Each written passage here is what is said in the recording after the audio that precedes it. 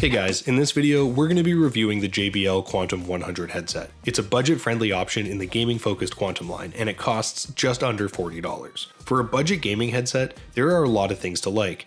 It delivers a solid in-game audio soundscape, and it has a quality detachable mic, and an intuitive control scheme. But are you better off spending a little bit more, or should you just opt for another budget gaming headset? And what's it like to actually use this headset? So let's jump into the video to find out. For starters, the JBL Quantum 100 is a wired gaming headset, and I thought the 1.2 meter long braided cable added a premium feel. The 3.5mm jack provides some versatility, and it can connect to most platforms, including your Xbox, PS4, PC, or Switch. It comes in 3 color variations, which gives you some options including black, white, and blue. I thought the build quality was somewhat underwhelming, as they're made from a plastic that feels pretty flimsy and it isn't very flexible, so the long-term durability might be a concern if you're not handling them carefully. However, it is very lightweight and it weighs in at only 220 grams, which is definitely a bonus when you're using them. I found the basic incremental headband worked well and it customized the fit. And I think the minimalistic design of this headset will fit in well even in an office setting. You get a plush memory foam padding along the headband and ear cups,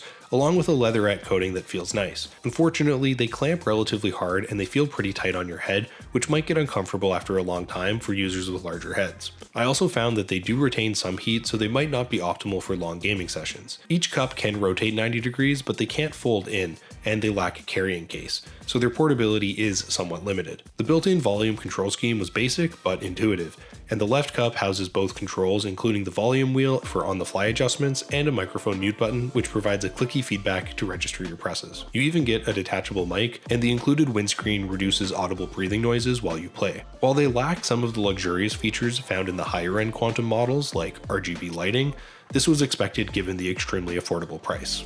I think the dynamic 40mm drivers do a very solid job, and you get a frequency response range of 20Hz to 20 kHz, and a decent sensitivity rating of 96 dB. It also comes with a solid 32 ohm impedance, so the speakers will hold up and they won't blow out easily. They come tuned to JBL's Quantum sound signature right out of the box, which is engineered for in-game accuracy to improve your overall performance. And they have Discord certified audio to ensure you get a solid sound quality. I was disappointed that they aren't compatible with JBL's Quantum Engine companion app, and they don't feature a customizable graphic EQ, which would have been a really nice addition. Overall, I was impressed by their gaming performance. They deliver a low latency connection and the audio is free of lag. I thought that their sound profile was generally neutral and well balanced, unlike other gaming headsets that tend to skew towards either the bass or the treble. While the bass isn't sub-bass levels, and the highs aren't exceptionally crisp or bright, you get solid amounts of both, so you can pick up in-game cues such as gunshots and footsteps. You also get Windows Sonic Spatial Audio on PC and Xbox, which is a good addition for the price, and I thought it provided solid directionality and a 3D sound. I thought the bass was relatively boomy, but the accuracy is middling, and the treble response was subpar, and it could mask some subtle details. The mid-range response was solid and generally well balanced, and they remain distortion-free even at higher volumes.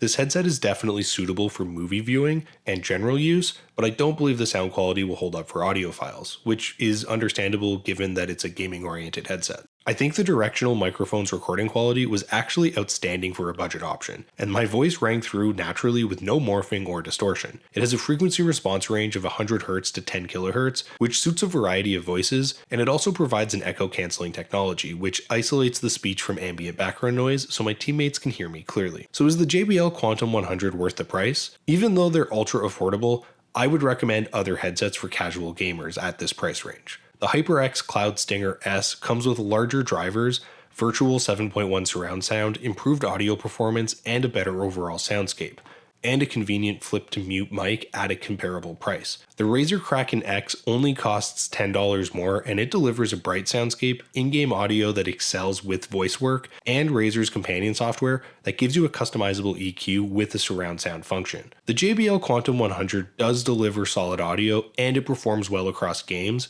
and it has lots of useful features considering its price. However, I think you can do better performance at just a marginally better price. But that's just my opinion. Let me know what you guys think in the comments. For links to updated pricing on all of the items mentioned, check out the description. If you guys learned something or you found this video helpful, be sure to give it a like and subscribe if you're new to the channel and you like short, informative tech videos. Till next time, I'll see you guys later.